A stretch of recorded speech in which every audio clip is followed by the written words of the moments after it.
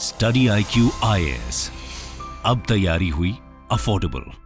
नमस्कार, मैं हूं आशीष और आप देख रहे हैं पॉलिसी वॉच। हम बात कर रहे हैं the issue of entire north east. देखिए, करंट अफेयर्स में तो अभी आप मणिपुर के इशू को लेकर देख रहे हैं, but it is the job of policy watch to have a longue duree perspective. आपको एक साल नहीं बल्कि सारे लेगेसी इश्यूज को देखना है, because UPSC particularly in paper 3 asks such questions. It is not just UPSC, but ये गवर्नमेंट ऑफ इंडिया के लार्जर पॉलिटिकल या पॉलिसी इश्यूज पर भी सवाल है कि नॉर्थ ईस्ट में चल क्या रहा है और भारत सरकार अपने पॉलिसीज के थ्रू इसे कैसे एड्रेस कर रही है। साथ ही साथ क्या सिर्फ मणिपुर में इशू है? क्या असम में इशू नहीं था? क्या सिक्किम में इशू नहीं था? क्या अरुणाचल प्रदेश के साथ इश्यूज नहीं है?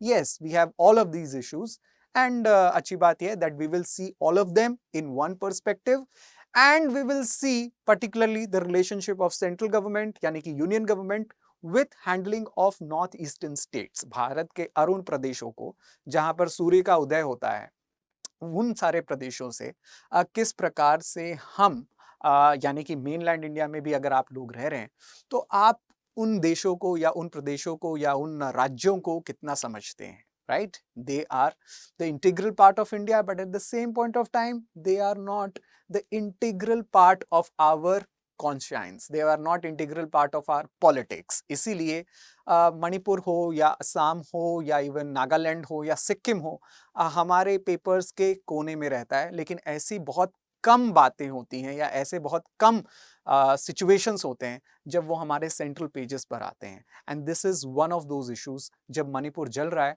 We will not just talk about Manipur, but we will talk about united issues of north eastern politics. So first we will start with Manipur और उसके बाद हम देखेंगे the stories of other states, particularly Nagaland and Assam.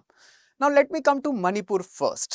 देखिए, मणिपुर के बारे में आपने काफी प्रेजेंट सिचुएशन की स्टोरीज पढ़ी हैं, I know that, but the same point of time हमारी कोशिश ये रहती है कि you to give you a holistic perspective, right, ताकि आपको आंसर्स और साथ ही साथ डिबेट्स करने में बहुत आसानी रहे, आंसर्स लिखने में और डिबेट करने में। It will come in part 3 और paper 3 of your UPSC GS syllabus, and which is now been coming into the mains. We will come to the main strategy also, but before that let us address the Manipur issue. देखिए, poster जब Manipur integrate हो रहा था full statehood के साथ भारत में, यानी कि भारत में विलय पहले एक यूनियन टेरिटरी के तहत मणिपुर को किया गया था अराउंड 1948, लेकिन उसके बाद 1972 में जब मणिपुर पूरे तौर पर इंटीग्रेट हो रहा था तो एक पोस्टर्स दिल्ली में छापे जाते थे और मणिपुर में भी। वो पोस्टर क्या थे? वो पोस्टर आपके सामने है और यहीं से हम अपनी कहानी की शुरुआत कर रहे हैं। वो पोस्टर था द मिथिकल कांग लाशा का, अ मिथिकल लायन कम ड्रैगन। एक मिथिकल क्रीचर थे जो मणिपुर की सिंबल से, मणिपुर के कल्चर से जुड़े हुए थे, और ये आप यहाँ पर देख रहे हैं, दैट इज आउट हियर। वहीं से ये सिंबॉलिक ड्रैगन का भी पोस्टर्स निकल रहे थे, right, where people of Manipur, particularly the tribes of the Manipur, और वो ट्राइब्स कौन से, we will also talk about that, but the tribes of the Manipur held closely to their culture. But साथ ही साथ एक पिक्चर और थी, एक पोस्टर और था, और वो थी मणिपुरी डांस करती हुई एक वैष्णवाइट लेडी। सो आप जानते हैं इस बात को that Manipuri dance is one of the most celebrated classical dances of India, और उसमें ये बड़ा ही ग्रेसफुल डांस होता है, इसको आप ड्रम डांस भी कहते हैं, जिसमें आप कीर्ताल या कृष्ण के भक्ति गीत पर बड़ा ही रिदमिक मूवमेंट से डांस किया करते हैं। आर्ट एंड कल्चर के स्टूडेंट्स इस बात को अच्छे से जानते हैं that Manipuri dance is one of the expressions of Vaishnavite religion. Krishna भक्ति, कृष्ण और राधा की रासलीला बहुत ज्यादा मणिपुरी डांस में झलक कर आपके सामने आती है। सो एक नॉर्मल ऑब्जर्वर को ये 3 अलग अलग सिंबल्स देखने को मिल रहे थे पोस्टर्स में जब मणिपुर का फुल स्टेटहुड भारत के साथ विलय किया जा रहा था, right. And what does it tell you? It tells you कि मणिपुर में एक कल्चर नहीं, बहुत से अलग अलग कल्चर थे। इनफैक्ट ट्राइबल कल्चर भी थे, मेन स्ट्रीम हिंदू कल्चर भी था, कुछ ऐसे ट्राइबल कल्चर्स थे जो बाद में कन्वर्ट हो रहे थे, right, we will also talk about them. But जो सबसे पहला डोमिनेंट कल्चर था, जो वहां के जो ट्राइब्स थे, सबसे डोमिनेंट ट्राइब्स थे और आज भी हैं, दे आर कॉल्ड एज मेटीज, जिन्होंने वैष्णवाइट धर्म को अपनाया। ठीक है। और उसके बाद नागाज, जो मणिपुर के उत्तरी भाग में रहते हैं, because Nagaland shares the northern border of Manipur, so Nagas, कुछ नागाज भी मणिपुर के पार्ट हैं, आज भी हैं। कुकीज, जो मणिपुर के ज्यादातर पहाड़ी एरियाज में रहते हैं, पहाड़ी यानी कि हिली ट्रैक्स पे रहते हैं, and they have largely converted to Christianity. ज्यादातर आप उन्हें क्रिश्चियन धर्म अपनाते हुए देखेंगे। And some of the other, for example Pangal Muslims, और पोंगोल मेटीज भी उन्हें कहा जाता है, but they largely follow the Muslim faith out there. And some other settlers, for example Assam से कुछ सेटल हुए हैं, कुछ बिहार से भी सेटल हुए हैं लोग, या कुछ मारवाड़ी कम्युनिटी के लोग सेटल हुए हैं, those who have come to do business there from even the times of Britishers. So Manipur की एक प्रकार से जनता जो है वो काफी मिक्स है, लेकिन दो ग्रुप्स, दो ट्राइबल्स जिन्होंने अपने आप को अब नए भारत के रूप में, नए नजरिए के रूप में देखना शुरू किया है, दैट इज मेटीज और कुकीज। इन दोनों की ही कहानी आप लगभग मणिपुर की हर स्टोरी के साथ देखेंगे, right? And that is where we also have to start. But particularly जो ये इंसर्जेंसी है, जो ये काउंटर इंसर्जेंसी, और जिसका रूप आज आप मणिपुर में हो रही हिंसा के साथ देख रहे हैं, that had started from the time period of 1972 itself. How did it start? It starts with a person who is known as Hajim Irawat or Ira both, whatever you want to say. But he was a person जो मेटी थे origin में.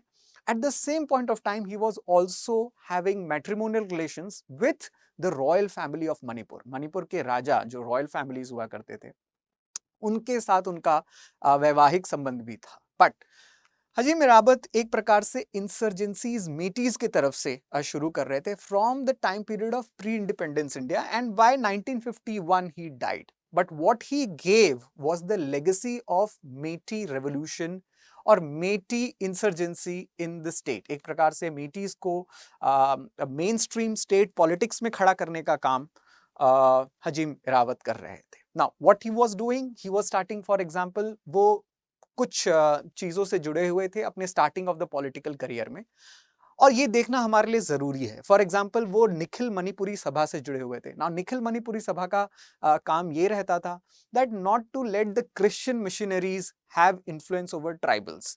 जो मणिपुर के tribals थे, जिसमें cookies भी हैं, जिसमें पांगल्स भी हैं, जिसमें कोस भी हैं, उन पर क्रिश्चियनिटी या क्रिश्चियन मिशनरीज का इन्फ्लुएंस नहीं होना चाहिए।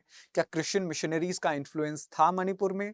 जैसा कि नॉर्थ ईस्ट के बहुत सारे एरियाज में देखा गया है, particularly when you see Nagaland, in fact even if you see Meghalaya, the states और the places like Garo, Khasi, particularly the Khasi tribals of Meghalaya, इन सभियों के ऊपर क्रिश्चियनिटी या क्रिश्चियन मिशनरीज का काफी प्रभाव आप देखते हैं। That is one of the expressions और one of the results of the colonial regime. So Bharat में जब ब्रिटिशर्स का शासन था, वहां पर रह रहे ट्राइबल्स को कन्वर्ट किया गया। निखिल मणिपुरी सभा was one of the ways through which they were resisting the Christian missionaries work. दूसरा, जब बाद में वे कुछ कम्युनिस्ट रिजीम्स के अगर मैं कहूं प्रभाव में आए और उन्होंने कम्युनिस्ट पार्टी ऑफ मणिपुर भी स्थापित की, बट बाय 1951 ही was no more there. What happens after that is very interesting. What happens is that 1948 के बाद, पोस्ट इंडिपेंडेंस के बाद, यानी कि सरदार पटेल मणिपुर के राजा को एक प्रकार से इंस्ट्रूमेंट ऑफ एक्सेशन साइन करने पर मनाते हैं, बट इंस्ट्रूमेंट ऑफ एक्सेशन पूरी तरीके से साइन नहीं होता है। यानी कि मणिपुर जो है वो पूरे सिर्फ 3 इंपॉर्टेंट सब्जेक्ट्स जो है वो भारत सरकार को देती है, and that is communication, defence and finance. उसके अलावा और कोई सब्जेक्ट देने को तैयार नहीं होते हैं। बट बहरहाल मणिपुर को एक यूनियन टेरिटरी के रूप में भारत में शामिल किया जाता है 1948 से।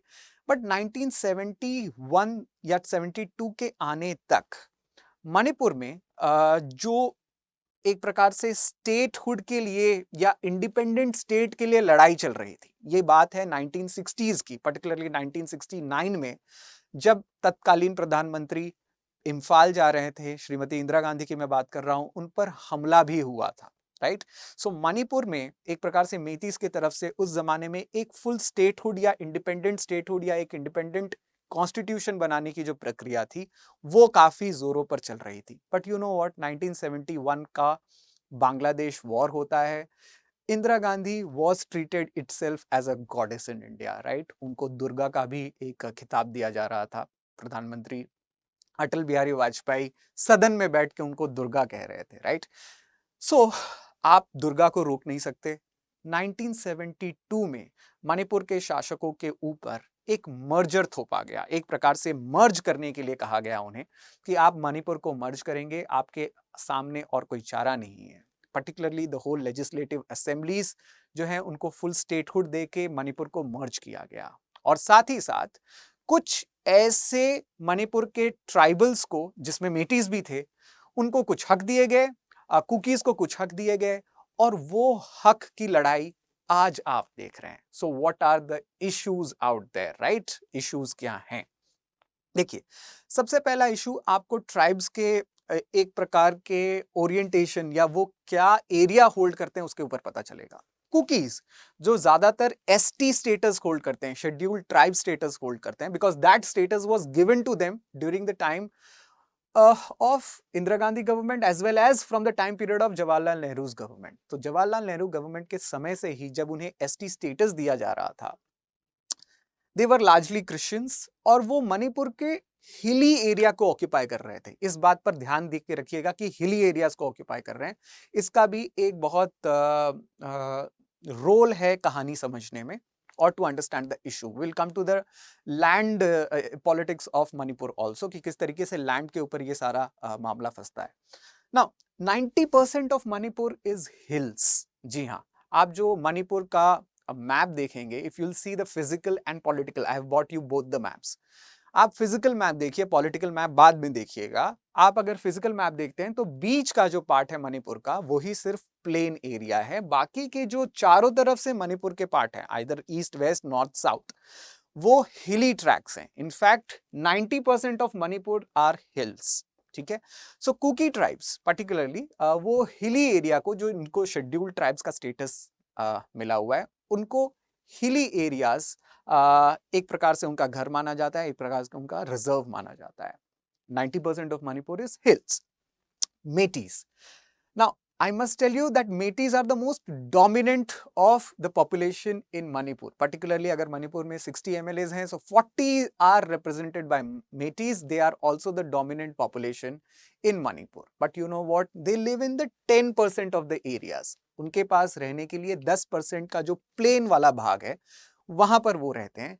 And the most contentious issue is that, जो मेटीज अपनी तरफ से कह रहे हैं, इज दैट उन्हें ओबीसी स्टेटस मिला हुआ है, whereas they should have got SC और ST status, particularly scheduled tribe status particularly, वो उन्हें नहीं मिला हुआ है। And because of that and other schedules of government of India, so for example article 371C particularly जो हिल areas के बारे में बात करती है, जो ट्राइबल एरियाज के बारे में बात करती है, या विथ रिस्पेक्ट टू शेड्यूल 5 जो ऑटोनोमस टेरिटरीज को या शेड्यूल्ड एरियाज को बताती है भारत सरकार द्वारा, हिली एरियाज को जो प्रोटेक्शन मिला हुआ है उसकी वजह से मेटीज का ये कहना है, मेटीज पर्टिकुलरली ये कहती हैं that they don't have access to the hill areas, and that is the whole contention out there. Kukis का ये कहना है that they are also not allowed on the plain areas. ज्यादातर प्लेन एरियाज में भी उनकी बसाहट नहीं होती है। In fact they are not welcome out there. कहानी सिर्फ क्या इतनी सिंपल है that it is between a fight between two tribes, one which represents Vaishnavism, the other which represents Christianity? It is not that simple। In fact, if I quote some MLAs who have given, particularly Metis MLA या even cookie MLAs जिन्होंने अलग अलग social media platforms पे अपने opinions दिए हैं, if I quote them, they used to say that before independence or even before coming up of Britishers, Metis, Cookies, they were all the local tribes। हम सब साथ में रहते थे, we were all brother tribes out there, right? और एक tribal integrity के तौर पर everybody had equal status। This is what Metis as well as Kuki MLAs today who are giving interviews से। तो आप कह सकते हैं कि प्रॉब्लम कहां से आई? प्रॉब्लम आती है 1824 से। So problem is from the time period when Britishers started penetrating the north eastern part of India. देखिए 1824-26 के बीच में ब्रिटिशर्स भूटान और म्यांमार के तरफ कूच कर रहे थे। Particularly with the fight of Myanmar, they needed the help of states of north eastern areas.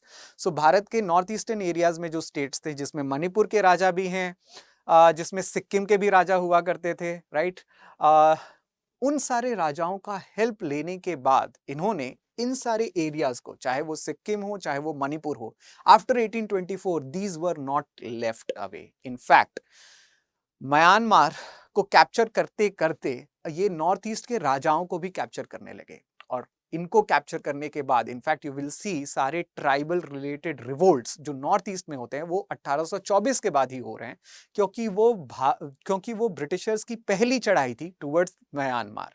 और म्यांमार कैप्चरिंग के साथ साथ they also started their ecclesiastical activities, यानी कि ब्रिटिशर्स ने अपनी धर्म परिवर्तन या धर्म जो आप कहते हैं कन्वर्जन एक्टिविटीज जो हैं वो नॉर्थ ईस्ट में ज्यादातर शुरू कर दी। इसका भागी नागा भी बनते हैं, इसके भागी यहाँ पर आपके कुकीज भी बन रहे हैं, या इवन सिक्किम के भी लोग बन रहे हैं, right. So this is not a new phenomena that Indians had seen.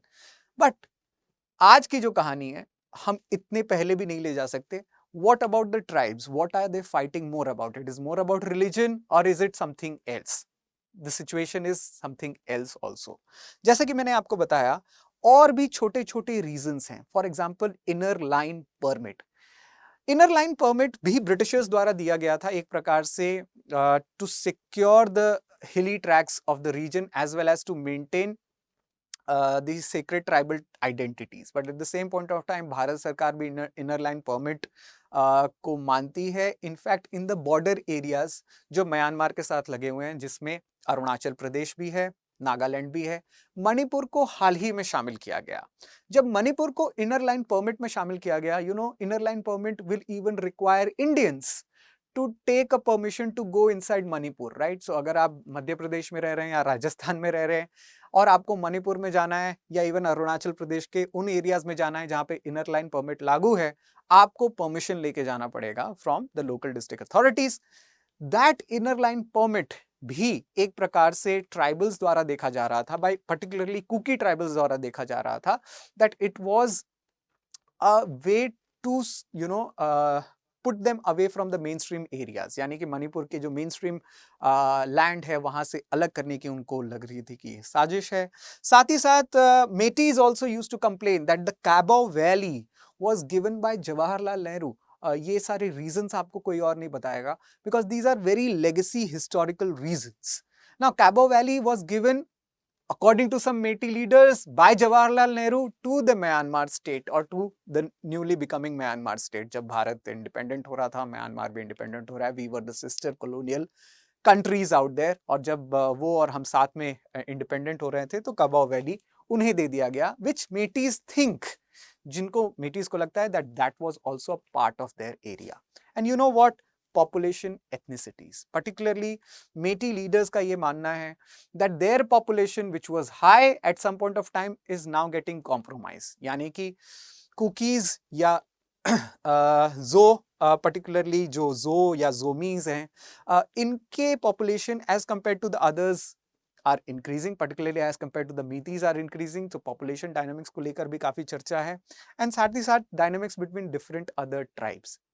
अब इतनी सारी प्रॉब्लम्स लैंड को लेके, पॉपुलेशन को लेके, साथ ही साथ their aspirations for economics. So for example बार बार ये कहा जाता है by Meiteis that they don't fare as well as Kukis, because Kukis को एसटी स्टेटस मिलने के साथ साथ उनको स्टेट गवर्नमेंट या नेशनल गवर्नमेंट या सेंट्रल गवर्नमेंट में एम्प्लॉयमेंट में ज्यादा अवसर मिलते हैं। आईएएस, आईपीएस, आईआरएस बनने की चांस कुकीज की ज्यादा रहती है as compare to the Meiteis. You can say that they also have OBC status. Now these are all the fault lines, particularly ये दोनों कम्युनिटीज के बीच की एक अगर मैं कहूं डिस्ट्रस्ट के फॉल्ट लाइंस हैं। Now I am not going to comment upon who is perpetrating war on whom, यानी कि आप अगर मीडिया में देखेंगे या मीडिया रिपोर्ट्स को देखेंगे, there has been reports from violence of both the sides, from both the sides. In fact जो दोनों पक्षों ने कहा है, यानी कि मीटीज और कुकीज दोनों पक्षों ने कहा है कि आर्म्ड जत्थे बन चुके हैं गांव में, यानी कि पहाड़ी गांव में कुकीज के आर्म्ड जत्थे बन चुके हैं, and plain areas में the meaties have also armed themselves. So this has gone beyond escalation point also, जहां पर एक open armed struggle, blood bath चल रहा है। That is very disturbing. जैसे कि मैंने आपको बताया, this is a political issue which has been created. The answer lies in politics itself. Political leader have to own up the legacy. यहाँ पर गवर्नमेंट ऑफ इंडिया के कुछ पॉलिसीज हैं, फॉर एग्जाम्पल आप कह सकते हैं, और ये काफी कॉन्ट्रडिक्टरी भी लगता है, दैट जो policies for example schedule 5th में या 5th शेड्यूल में, जब हम शेड्यूल एरियाज की बात करते हैं, शेड्यूल एरियाज और ऑटोनॉमस हिल रीजन्स को एक प्रकार से एडमिनिस्टर करने के लिए एम्पावर किया जाता है, लेकिन वही एम्पावरिंग चीज आज मेटीज और कुकीज के बीच में दरार बन के खड़ी हो गई है। इतना ही नहीं, मणिपुर काफी दिनों से या कहूं तो काफी सालों से एक प्रकार से एग्रेशन में भी है और प्रोटेस्ट भी कर रहा है that it should be included in schedule 6th also, right. Assam, Meghalaya, Tripura, Mizoram ये शेड्यूल 6th के पार्ट हैं, जहां पर उन्हें ज्यादा ऑटोनॉमी मिलती है, particularly with respect to their local tribal identities and development of local tribal institutions.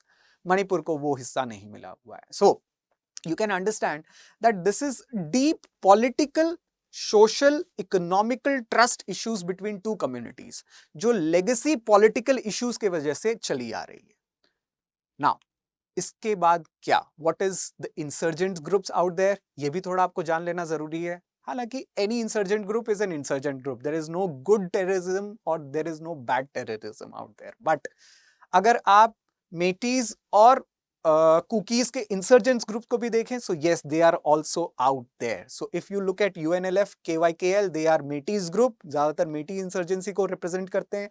But if you look at the Kukis, so you have Kuki national army और नेशनल ऑर्गेनाइजेशन एंड जिया और जो revolutionary army. Now these represent the particular Kuki insurgent groups. What about Nagas? बहुत सारे लोगों का ये भी मानना है कि sir what about Nagas, Nagas का इनमें क्या रोल है? देखिए, Nagas do have stakes in the northern Manipuri hills, ठीक है। सो नॉर्दर्न मणिपुरी हिल्स में, बिकॉज ऊपर नागालैंड है, सो नॉर्दर्न मणिपुरी हिल्स में उनका स्टेक है। But Nagas are at this issue, particularly इस इशू पे, between the fight between Meiteis and Kukis, they are a silent spectators.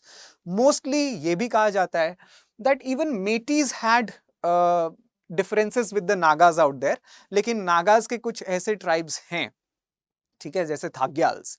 Now थाग्याल्स are very much a part of the communities of the Metis, not as much a part of the communities with Kukis, right? So ऐसे distrust issues जरूर हैं। मणिपुर में सिर्फ और सिर्फ मेटीज और कुकीज नहीं है, but yes that has become to most important contentious tribes out there who are fighting with each other. Now I am going to tell you the story of Assam, but before I tell you the story of Assam, I have to remind you, my dear students, those who are preparing for civil services, Assam की कहानी बिल्कुल हम करेंगे, and Assam से ज्यादा important है नागालैंड की भी कहानी, वो भी हम करेंगे। बट सिविल सर्विसेज देने वाले व्यक्ति, पर्टिकुलरली आप जब एक आईएएस, एक आईपीएस ऑफिसर या एक आईआरएस ऑफिसर बन के जाते हैं, आप भारत को रिप्रेजेंट करते हैं, right. So this becomes very important for you to understand the north eastern politics. ज्यादातर एक यूनिफॉर्म जो धारक होता है या एक ब्यूरोक्रेट जो होता है, उससे रग रग की चीजें पता होनी चाहिए, history, geography, culture, even tribes, right? So for that you need a solid preparation. आपको इस प्रकार की लेक्चर्स और हिस्टोरिकल लेक्चर्स और साथ ही साथ सोसाइटल लेक्चर्स लेने की बहुत आवश्यकता है। For that we have the long term batches, particularly prelims to interview batch जो है, आपको प्रीलिम से लेके इंटरव्यू तक की तैयारी करवाता है, not leaving you in between. So आप सिर्फ हमारे साथ अन्य क्लासेस की तरह 8 महीने क्लास करके हम आपको टाटा बाय बाय नहीं कहते। वी मेक श्योर दैट जैसे ही आपका प्रीलिम्स क्लियर होता है, प्रीलिम्स के लिए तो आप हमारे साथ तैयारी करेंगे ही, बट जैसे ही आपका प्रीलिम्स क्लियर होता है, we will also invite you to study with us in our offline centres at Delhi, with no added cost. आपको कोई extra cost नहीं लगेगा, right? And the best thing is we have made the discount pliable to you. In fact, we have made it in such a way जब आप code use करेंगे, faculty codes like Ash Live, right? This is my code. When you use this code, you will get hefty discounts. Discounts तो पहले से ही मिले हुए हैं, लेकिन उसके ऊपर भी आपको discount मिलेगा. The added discount, faculty code से ज़्यादा discount आपको और कहीं नहीं मिलता है. But you know what? More than discount, it counts that you should be provided with quality, right? So अगर आपको चाहिए निष्पक्ष, सही, सटीक और simple language में classes, right? So that is where you should look towards Study IQ's prelims to interview batch. This is the batch which is starting on 9th of June, right? So take admissions before the batch closes, right? Before the batch closes, and at the same point of time, remember that you are going to give 2024 exam, right? तो 2024 की तैयारी आपको अभी से शुरू कर देनी है. प्रीलिम्स हो चुका है, मेंस आने वाला है 2023 का. मेंस की भी आप तैयारी कर सकते हैं. मेंस की भी हमारे पास बहुत सारे कोर्सेज अवेलेबल हैं. उन सारे कोर्सेज में भी आप same code ash live use कर सकते हैं to give you hefty discounts. In fact you know what, आप अगर पीसीएस की भी तैयारी कर रहे हैं फिर भी आप ये कोड ऐश लाइव यूज कर सकते हैं और आपको डिस्काउंट मिल सकता है. But the idea is to make studies affordable but with quality, ताकि आप भारत के किसी भी कोने में बैठे हों, कार्बी आंगलोंग में बैठे हों, राइट, या आसाम में बैठे हों, या दिसपुर में बैठे हों, या ईटानगर में बैठे हों, you will make sure that you clear this exam taking admissions into such courses, right? So let us come to the Naga issue, जो नागालैंड का issue है. Now many people have forgotten that, इसलिए मैंने आपको कहा that policy watch काफी गहन discussion करता है with respect to such issues, particularly जो आपको मेंस के आंसर्स में या इंटरव्यू में क्वेश्चंस में पूछा जा सकता है. तो सिर्फ आपको वो चीज नहीं बतानी है जो इमीडिएटली हो. What is the difference between a lay person and a person who is preparing for UPSC, right? तो हो सकता है 15 दिन बाद लोग मणिपुर को और कुकीज को और मेतीज को भूल जाएं, जिन्होंने अपनी अपनी जानें गंवाई हैं. दोनों पक्षों से बहुत ज्यादा हताहत हुई है. No doubt. In fact, there are reports that Kukis have lost more lives out there, and that is very disturbing news. But you know what? Fault lines are not just in Manipur. सिर्फ मणिपुर में fault line नहीं है. थोड़ा सा मणिपुर के ऊपर जाइए और नागालैंड को देखिए. नागालैंड इशू में रहा है 2015 से ही, राइट? 2015 से क्यों रहा है? Because Nagaland had a huge problem of Naga insurgency. वहां पर दो नागालैंड के ग्रुप्स हुआ करते थे, NSCN, that is national socialist council of Nagaland, Isak Muivah और खैपलांग ग्रुप, के group. In fact there are more than 80 tribes of the Nagas out there. But उसमें से जो दो मेन इंसर्जेंट ग्रुप्स थे जो ज्यादातर वॉयलेंस को लेकर जाने जाते थे from the time period of 1960s, 1963 to be particular, जब से नागालैंड बन रहा था तब से लेके 1997 तक, for such long 4 decades of armed conflict, 1997 में हमने एक सीज फायर साइन किया नागालैंड के साथ और भारत सरकार या नागालैंड के इंसर्जेंट ग्रुप्स के साथ. भारत सरकार और नागालैंड की इंसर्जेंट ग्रुप्स आमने सामने बैठी. For the entire Manmohan Singh government it was just going under raps. In fact Manmohan Singh government हो या उससे पहले अटल बिहारी वाजपेयी गवर्नमेंट हो, ज्यादातर बातचीत चलती रही. The breakthrough happened in 2015. Modi सरकार के आने के एक साल के बाद आपके पास ये न्यूज आती है कि नागालैंड के इंसर्जेंट ग्रुप्स, पर्टिकुलरली इसक मूविया जो सबसे बड़ी इंसर्जेंट ग्रुप थी, Isaks and Movia are the name of the leaders out there who are no more with us. So, Isak Movia की ग्रुप की NSCN ने एक accord sign किया. That accord was not made public, but that accord was Naga accord. That means Nagaland की insurgent groups अब भारत सरकार के साथ में बैठकर काफी बातचीत कर चुकी थी and they had signed an agreement जिसके तहत अब वो भारत सरकार में पूर्ण तौर पर, देखिए नागालैंड तो अभिन्न अंग था ही, है ही, लेकिन वहां पर जो अनसेटिस्फाइड ग्रुप्स थे वो वायलेंस छोड़ने को तैयार थे and they thought that their demands are being met for. But you know what, 2015 के साइन करने के बाद आज भी 2023 में भी हम इसका कोई पर्चा भी नहीं देख पाए. We have not been able to see a page of the Naga accord. You know why? I'll tell you two important people who were associated with Naga Accord issue. One is Prime Minister himself. So Prime Minister took keen interest in it with Ajit Doval out there. But you know what? He was an officer, an IPS officer. जिस post को पाने की आप में भी इच्छा होगी, right? I'm talking about one particular IPS officer who happened to be a deputy to NSA. So Ajit Doval साहब हमारे NSA हैं, we all know that, but उनके डेप्यूटी हुआ करते थे RN रवि.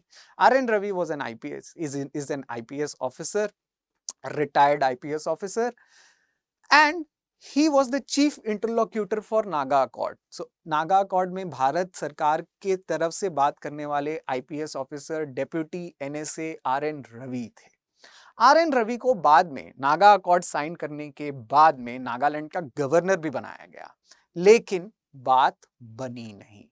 किस बेसिस पे बात नहीं बनती है? In fact we will see two important contentions जहां पर बात सूत्रों के हवाले से यानी कि मीडिया इंफॉर्मेशन से आज भी हमें पता चलता है दैट नागा फ्लैग को लेकर NSCN are still not budging away. That means they are saying that Naga flag अलग से हमें चाहिए ही चाहिए, which is more than that a headache for government because Naga constitution को भी वो देने के लिए तैयार नहीं है. They are saying that Naga constitution भी हमें अलग से चाहिए. नागा फ्लैग तो होगा ही, लेकिन नागा कॉन्स्टिट्यूशन भी अलग से होना चाहिए.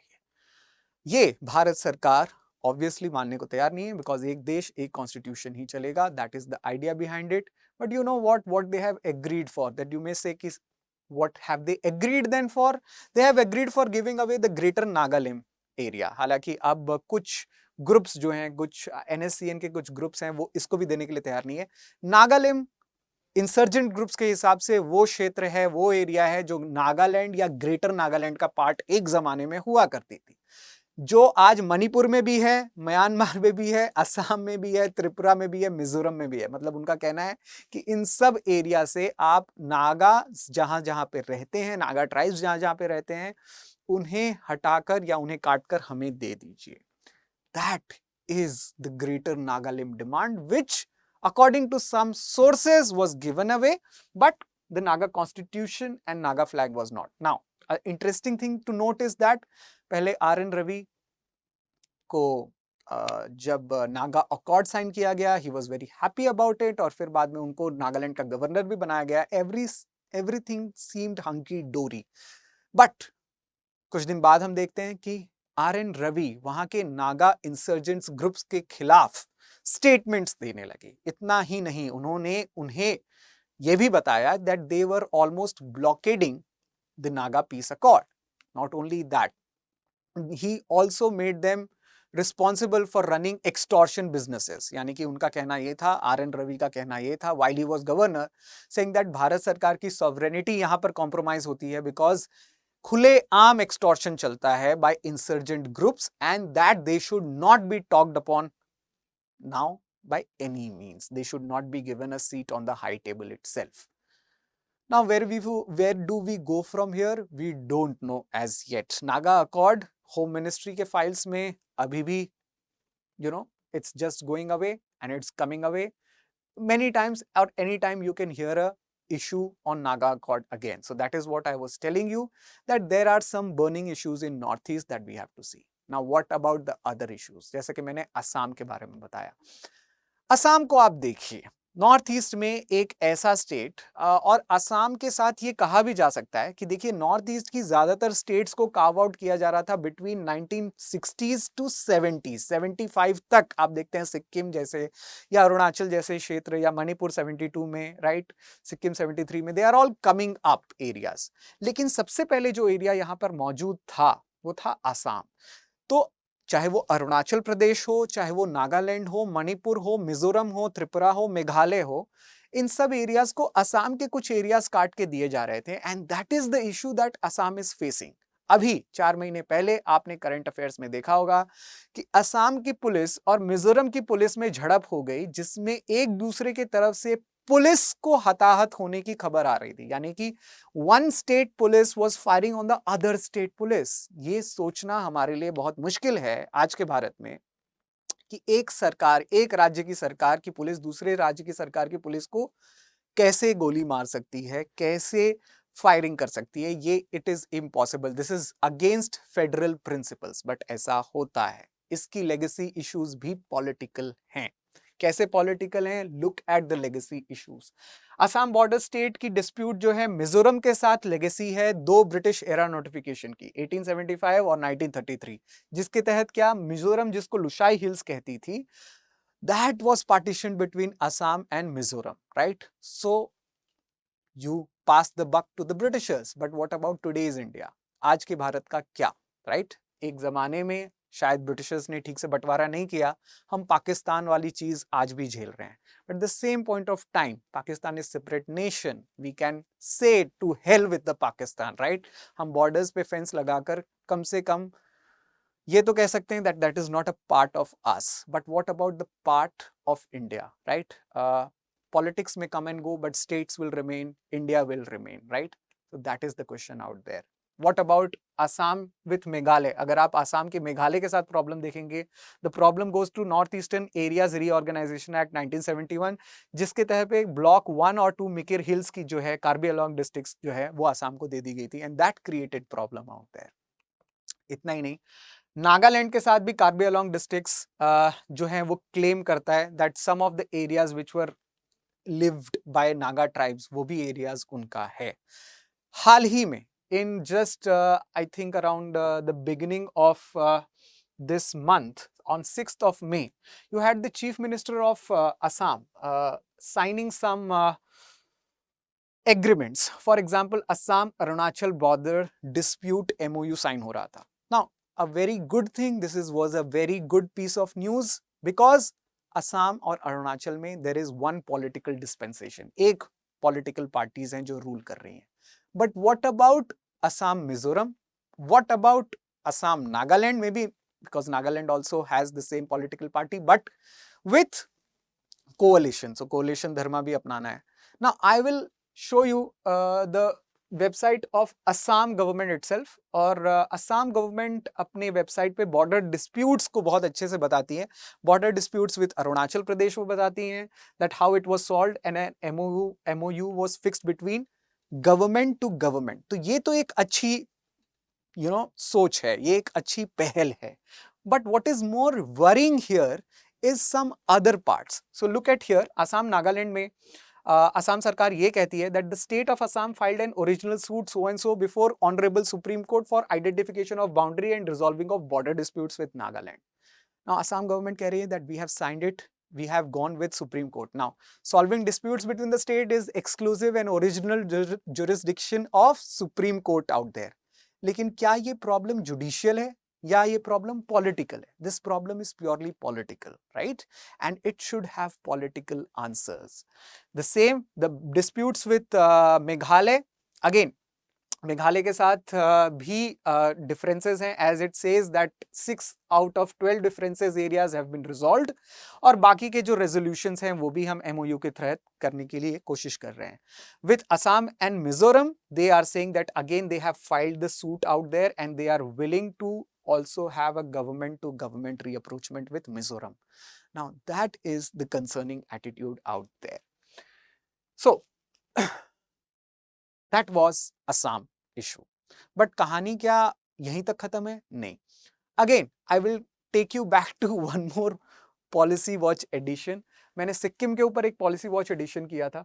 I hope some of you do remember. अगर if you have not remembered, then please go and watch the policy watch section on Sikkim. Sikkim हाल ही में काफी डिस्टर्ब हो चुका था because there was a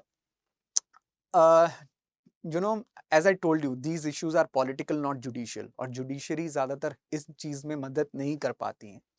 हुआ ये कि सुप्रीम कोर्ट ने एक डिसीजन दिया with respect to some income tax issue, saying that the differentiation between Sikkimese नहीं होना चाहिए. सिक्किम की पॉपुलेशन में वो ये कह रहे थे कि एक ओरिजिनल इनहेबिटेंट और नॉन ओरिजिनल इनहेबिटेंट सिक्किम के कौन है, उन्हें वो आइडेंटिफाई करवा रहे थे. देखिए, सिक्किम में ज्यादातर पॉपुलेशन जो है वो नेपाली पॉपुलेशन है, particularly the descendants who have come from Nepal. But at the same point of time, Sikkim की पुरानी tribal associations या tribal जनता भी है, which are Lepchas and Bhutias. Right now, Lepchas and Bhutias versus the other people from Sikkim had this huge hue and cry saying that Sikkimis जो हैं वो Sikkimis हैं, right? Particularly differentiations ये कहा जा रहा था कि 1975 के पहले कौन आया और उसके बाद में कौन आया, right? So 1975 is the time period when Sikkim is getting integrated with full statehood, और उसके पहले जो लोग थे, सब्जेक्ट मैटर जो जजमेंट था was exclusion of Bhutias and Lepchas from the definition of Sikkim. और इसके ऊपर काफी सिक्किम में आपको बवाल देखने को मिलता है और सिक्किम में काफी भूचाल देखने को मिलता है politically. But anyways, I have spoken a lot about that, I have spoken a huge set of issues about that. कहने का मतलब ये है कि चाहे वो सिक्किम हो, चाहे वो नागालैंड हो, चाहे वो आज के टाइम पे मणिपुर हो, all these areas had ethnic of course identities, ethnic identities के साथ कुछ पॉलिटिकल इश्यूज भी थे। वो पॉलिटिकल इश्यूज अगर उस समय नहीं सॉल्व किए गए तो वो आज के भारत के नेताओं को या आज के भारत के पॉलिटिकल पार्टीज को भी झेलने पड़ते हैं।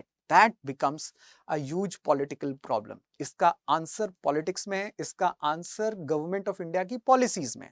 For example, north eastern state के लिए मोदी सरकार ने स्पेसिफिकली एक department of north eastern reason की मिनिस्ट्री की घोषणा की। In fact the department of north eastern reason was taken away from home ministry and it was made a separate ministry. इतना ही नहीं, even after making it as a separate ministry, department of north eastern region, जिसको आप DoNER भी कहते हैं, DoNER department has actually become a donor department. That means वो सिर्फ donate करती हैं फंड्स को, राइट? वो इन नॉर्थ ईस्टर्न स्टेट्स को रेगुलेट या एक प्रकार से सिस्टर कॉन्फेडरेसी के तौर पर या फेडरलिस्ट स्टेट के तौर पर मैनेज करने में असक्षम रही है। इतना ही नहीं, नॉर्थ ईस्टर्न काउंसिल्स भी है हमारे पास। आप सब जानते हैं, you all are preparing well and you know about north eastern councils. Now north eastern councils were made with a separate act of parliament. 1971 में नॉर्थ ईस्टर्न काउंसिल की सेपरेट एक्ट आ रही थी, उसके तहत नॉर्थ ईस्टर्न काउंसिल बनी, जिसमें home minister और नॉर्थ ईस्टर्न स्टेट्स के सारे चीफ मिनिस्टर एक साथ बैठ के इन्हीं रीजंस पर, इन्हीं फॉल्ट लाइंस पर डिबेट करते हैं। When was the last meeting you think of North Eastern Council was done? Right? Now, that is the question that you should ask. What is about the status of Article 371? 371A के तहत नागालैंड को बहुत सारे हक दिए गए हैं, 371C के तहत मणिपुर को सारे हक दिए गए हैं। But you know what, the hill areas, the hill tribal councils or hill autonomous areas of all of these regions are defunct. Particularly अगर मैं मणिपुर की बात करूं, elections don't happen on time.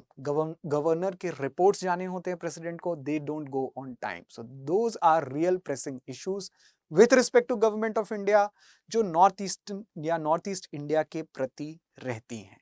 Also make sure that आप article या आप schedule 5 या schedule 6 के डिफरेंसेस को समझें, जानें, right? That what is the difference between scheduled areas और autonomous hill district councils as they are seen in 6th schedule, और क्यों मणिपुर 6th शेड्यूल में शामिल होने के लिए बार बार प्रयत्न करता रहता है। So all of this reasons together bring you a myriad or bring you different views on north east. Arunachal से भी बहुत सारे इश्यूज हैं, but they are issues with China. So China के बॉर्डर स्टेट होने के कारण हमारे पास अरुणाचल प्रदेश से इश्यूज चाइना के साथ हैं। So that I have not discussed it here, but these are the huge mega problems, जो बड़े प्रॉब्लम्स हैं नॉर्थ ईस्ट की तरफ से। I hope you had a simple longish macro perspective. I'm also very much in the knowledge and in the process. I know that Manipur का issue काफी sensitive है। That is why I have not presented any one side, particularly चाहे वो मेटीज के हों, चाहे वो cookies के हों, because the issue is still evolving as we speak. जैसे हम कह रहे हैं या जैसे आप देख रहे हैं, people are laid to rest. There have been a lot of murders, counterinsurgencies and fights, literally neighbors killing neighbors, right? So ये मौका वो नहीं है, ये समय वो नहीं है where we will point out fingers out there, but at the same point of time appeal for peace, appeal for valid institutional democracy should always be maintained, and this is what we are also appealing from Policy Watch, from Study IQ site. So as good student you should know the stakeholders from all the sides. जैसे कि मैंने आपको बताया, you are going to be or you are planning to be a civil servant, right? And when you are planning to be a civil servant, you should know that what is the history of a place, उस place की cultural importance क्या है, उस place के tribals क्या हैं, उस place की religion क्या है, right? And then you should take a stand, right? You are representing the Union of India. जब आप एक फेडरल ऑफिसर बन के जाएंगे, एक सेंट्रल ऑफिसर बन के जाते हैं, you represent unity that is in India. So be very vigilant, be very thoughtful, right? Be knowledgeable. और ये सारी चीज़ आपको हमारे इंटीग्रेटेड कोर्स, जो आपको सिर्फ प्रीलिम्स, मेंस और इंटरव्यू तक की तैयारी एक साथ करवाती है, ऐसे कोर्स के थ्रू होंगी. ऐसा नहीं कि हम आपको सिर्फ 8 महीने साथ में पढ़ा के फिर आपको भूल जाएं. That is not, and that is not our way of doing. So you'll be with us for almost 2 years.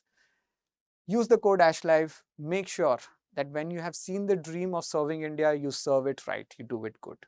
So thank you for watching Policy Watch. My name was Ashish, and I'll be very much happy to take your recommendations as well as take your suggestions for the same. If you have any other suggestions, or if I have erred somewhere, because Sikkim के जब issue पे मैंने बात की थी तो काफ़ी stake holders ने, काफ़ी जनता ने जो उस सिचुएशन से जुड़ी हुई हैं, उन्होंने काफ़ी अपनी टिप्पणियाँ दी.